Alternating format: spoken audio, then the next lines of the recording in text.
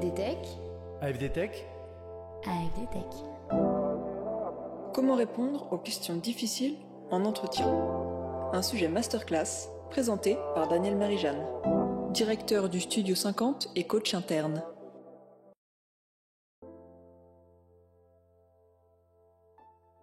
Vous allez décrocher une réunion de présentation face au client pour une mission que vous convoitez.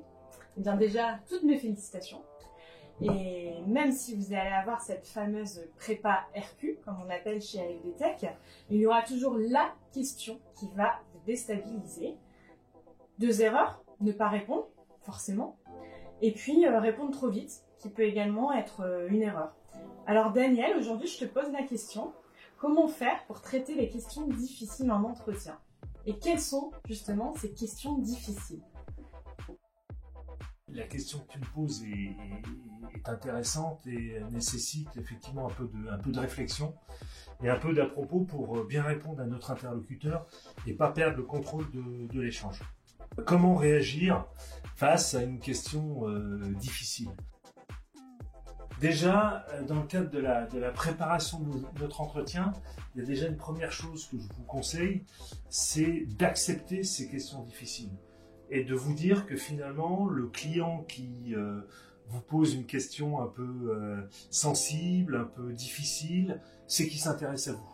C'est un point très positif que manifeste le client quand il vous pose une question un peu challengeante. Donc il faut être à même un peu de garder la maîtrise de l'échange et de contrôler un peu ses émotions en acceptant cette question. Tout à fait. La difficulté, c'est quoi? C'est de reprendre un petit peu ses esprits, de garder son émotion et de ne pas montrer trop à notre interlocuteur qu'on est déstabilisé. Et pour autant, il faut apporter quand même une réponse. Comme tu le disais tout à l'heure, on ne peut pas ne pas répondre. Parce que là, le client, il va pas comprendre. Ne pas répondre trop vite. Donc, il y a un entre-deux qui nécessite justement un peu de maîtrise. Première chose, comment faire dans un premier temps?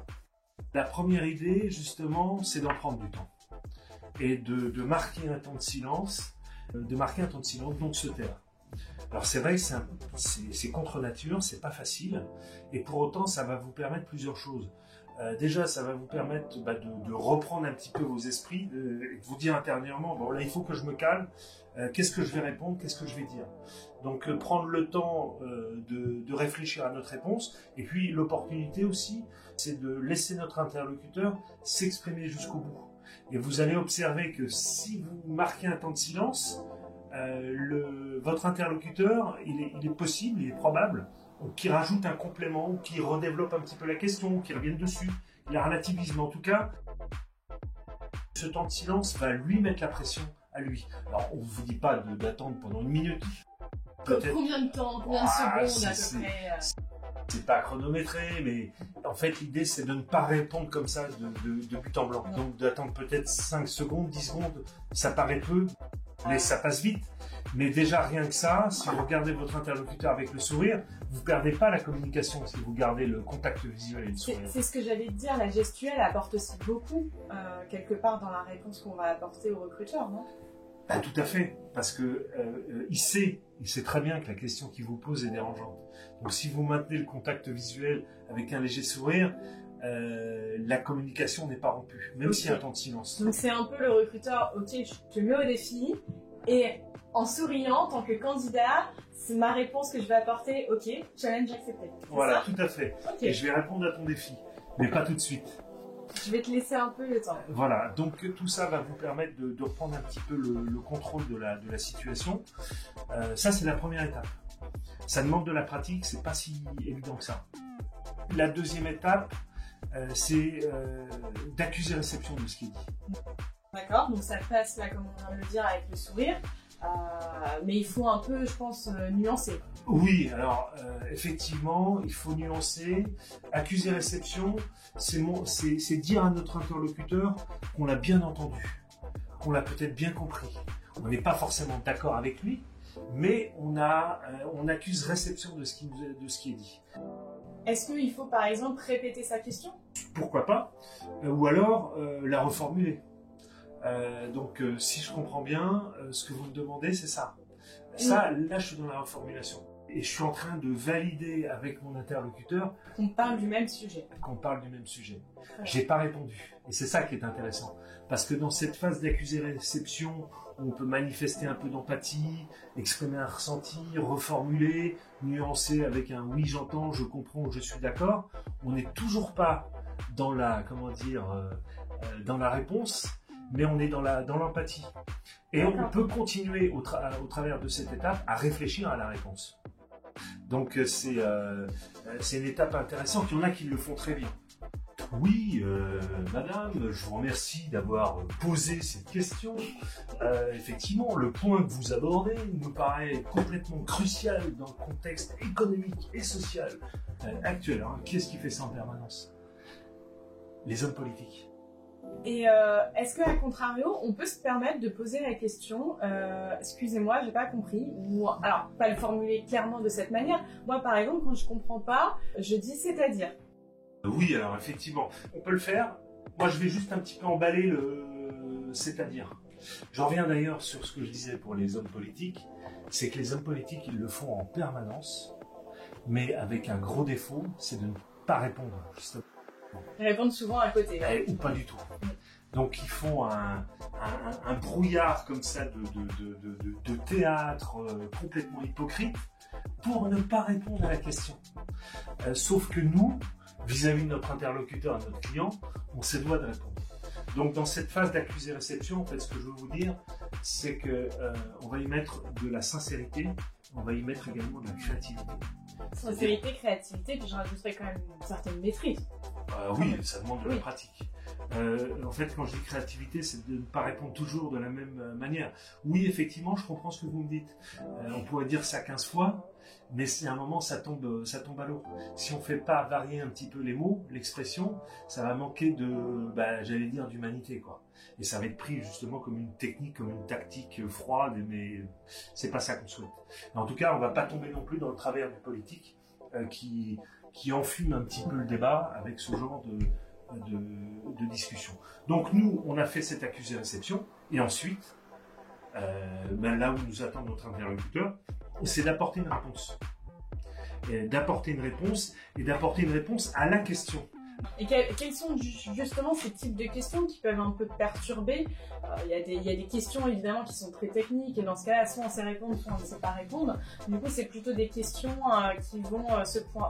qui vont être orientées vers la personnalité, ou voir comment le candidat se comporte face à la question. C'est aussi ça l'intérêt. Tout à fait. Alors ça peut être des questions, on va dire, très sérieuses et très pertinentes, comme pourquoi vous? Pourquoi je dois vous sélectionner pour cette mission? C'est vrai que celle-là, elle est posée dans n'importe quel domaine, elle peut être très déstabilisante. Ça peut être très, très effectivement déstabilisant. Et là, il y a forcément une réponse. Et on doit apporter quelque chose. Donc ça peut être une qualité personnelle, ça peut être une compétence technique ou fonctionnelle, une expertise particulière. Là, on doit avoir un niveau de réponse. Et en tout cas, à cette question-là, on peut se préparer déjà. On peut préparer déjà notre accusé-réception, la réponse qu'on va apporter. Et est-ce que, par exemple, pour cette question, est-ce qu'on peut rentrer un peu dans la provocation? Bien sûr.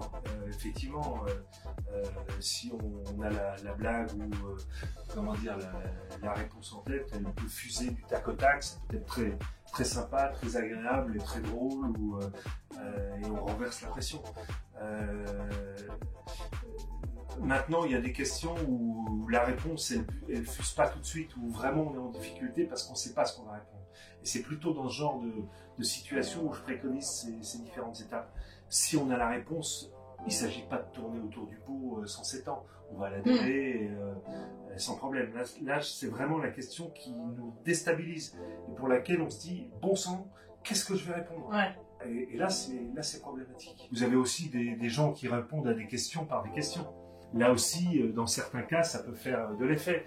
Après, ça dépend aussi du type de mission qu'on recherche, du profil de notre métier. Et du profil aussi de l'interlocuteur. Vous avez des recruteurs qui sont plus ou moins joueurs. Vous avez aussi parfois des questions volontairement déstabilisantes, un peu cocasses ou loufoques, qui sortent complètement du cadre professionnel. Moi, je connais un client, systématiquement, à la fin de la présentation du candidat, systématiquement, il pose la question au candidat, voilà, si vous aviez une machine à remonter le temps, ou aller dans le futur, qu'est-ce que vous feriez et où iriez-vous et qu'est-ce que vous feriez? Excusez-moi, mais cette question au milieu d'un entretien professionnel, c'est hautement déstabilisant parce qu'on ne sait pas si on doit répondre de manière pro, si on doit rigoler, s'il se moque de nous. C'est compliqué de répondre à ça. Et justement, mais pour le recruteur, c'est aussi de tester notre capacité à retomber sur nos pieds et à trouver une issue, quelle qu'elle soit. Moi-même, je ne saurais même pas qu'est-ce que je répondrais à cette question, tellement elle me paraît déplacée. Donc on en était à notre point 3, apporter une réponse. Donc là, l'idée, c'est bien de répondre à la question. Ne vous justifiez pas. D'accord. À cette étape, le risque, c'est de se justifier. Se justifier, c'est répondre à une question qui n'a pas été posée. C'est-à-dire répondre à côté de la plaque. Donc, contentez-vous de répondre stricto sensu à la question qui a été posée. À vous de maîtriser la réponse, c'est pour ça que vous êtes là.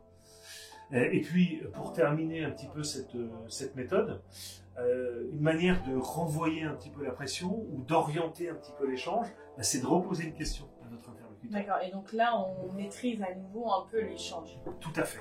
On maîtrise l'échange, soit on souhaite aller un petit peu plus loin, et comme tu le disais tout à l'heure, aller plus loin en posant la question pourquoi, c'est-à-dire qu'est-ce que vous voulez dire par là, qu'est-ce que vous entendez par je ne sais pas quel mot. Soit ça peut être une question fermée pour clore le débat. Est-ce que ma réponse vous convient? Est-ce que j'ai bien répondu à votre question? Oui, non, et on passe à autre chose. Donc cette contre-question va nous permettre vraiment de garder la maîtrise de l'échange. Alors, silence, accusé-réception, réponse, contre-question, ça demande un petit peu de gymnastique, ça demande un petit peu de pratique, mais bien utilisé, c'est redoutable parce que ça nous permet de nous sortir de toutes les mauvaises passes, même quand on ne sait pas. Oui, et puis je dirais aussi pour terminer, quand tu reposes une question, ça marque aussi l'arrêt. Voilà, j'ai répondu à la question, je te repose la question, je te redonne la main, je te redonne la parole. Tout à fait, et voilà, ça permet vraiment d'orienter l'échange. Alors, on va prendre un exemple. Ah bah oui, on veut des exemples, Daniel, des autres exemples. On va prendre un exemple. C'est le client qui regarde notre parcours technique et qui nous dit comme ça de but en blanc, écoutez, moi quand je regarde votre parcours et vos différentes expériences, je m'aperçois d'une chose, c'est que finalement vous n'avez jamais travaillé en environnement Windows. Puis ça arrive, hein, des fois, oui. On commence une mission, c'est un peu la découverte, c'est normal. Que dire, que répondre? Oui, je comprends votre question, elle est importante, et là aussi je comprends que pour vous ça soit un point important. Alors vous avez raison, c'est vrai. J'ai pas encore eu l'occasion de travailler sous Windows, et je monte d'ailleurs en compétences très rapidement. C'est un domaine qui m'intéresse beaucoup. J'apprends vite. D'ailleurs, j'ai commencé à m'auto-former sur le sujet. Quelles compétences précises attendez-vous dans un environnement Windows? Je repose la question. Voilà. Et là, je vous demande de préciser dans quelles compétences vous attendez sous Windows. Je reprécise les choses pour creuser un petit peu et peut-être ma réponse, oui. Et relativiser finalement ce qu'il me dit. Et ça me donnera peut-être des billes pour avancer, et, pour savoir sur quoi m'auto-former, peut-être que... Voilà, en tout cas, ça me permet de cadrer l'échange. Et d'ailleurs, même si on n'a pas la réponse, on peut le dire. Écoutez, j'entends votre question, alors je suis un petit peu embêté parce que j'ai pas la réponse. Aujourd'hui, je vais vous dire très, très simplement que je ne sais pas. On peut oser le je ne sais pas? Bien sûr. Il est préférable de dire à un client je ne sais pas. Mais sur les questions techniques, du coup, forcément. Oui, ça peut même être sur d'autres sujets. À la question pourquoi vous, est-ce qu'on peut répondre? Non, par contre, voilà. non. On est d'accord. Mais sur des questions techniques, de connaissances de l'environnement Il vaut mieux client, être totalement honnête. bien sûr. Et lui dire, écoutez, je suis honnête avec vous, je ne sais pas. En revanche, je peux trouver la réponse et si vous me laissez un peu de délai, je vous envoie ça par mail dès demain matin. Ça vous va? On peut le prendre au jeu, hein. Mais en tout cas, oui, mieux vaut dire je ne sais pas plutôt que de dire des bêtises. Toujours être sincère. Toujours. Et toi qui est plutôt dans la vie du recruteur de manière générale, avec ton poste de directeur du Studio 50, je suppose qu'il y a longtemps que tu passais des entretiens. Est-ce que toi, tu as été confronté à des questions comme ça qui t'ont complètement déstabilisé? Mais complètement. Complètement, mais alors complètement, je suis parti en vrille, d'ailleurs je suis jamais rentré dans ce laboratoire. C'est un laboratoire pharmaceutique, ça faisait partie des premiers entretiens que je passais. Le recruteur me fait poireauter 2 heures et il doit être 19h, 19h30, je passe mon entretien et il me demande comment vous mesurez votre efficacité. Je sors de l'école. J'ai quasiment pas d'expérience, il me pose cette question, comment vous mesurez votre propre efficacité? Question qui, oui. C'est une question, moi c'était impossible de répondre, donc je sais même pas qu'est-ce que j'ai répondu tellement... Et avec du recul, tu penses que ne pas savoir répondre à cette question, c'est ce qui t'a fait un peu... De toute façon, il savait très bien qu'en me posant cette question, il allait me démonter, donc... c'était quelqu'un de poli, donc il m'a reçu, mais j'avais rien à dire sur le sujet, je me diplômais. C'est vrai qu'avec une méthode un peu plus affûtée, j'aurais peut-être pu me sortir de là, mais le sujet est quand même compliqué. Merci beaucoup en tout cas pour ces éléments de réponse à cette problématique. Si on devait retenir une astuce, que nous dirais-tu? Une astuce, mettez vraiment beaucoup de sincérité dans votre réponse. Contentez-vous de répondre et répondez de manière sincère. Et une erreur à ne pas faire? Ça rejoint un petit peu ce que je viens de dire, hein, on l'a déjà dit, hein, mais c'est de donner une réponse qu'on ne maîtrise pas. Très bien, eh bien, merci beaucoup Daniel. On va terminer sur une citation de Pascal. L'art de persuader consiste autant en celui d'agréer qu'en celui de convaincre. Je vous laisse méditer sur cette citation. AFD Tech. AFD Tech. AFD Tech.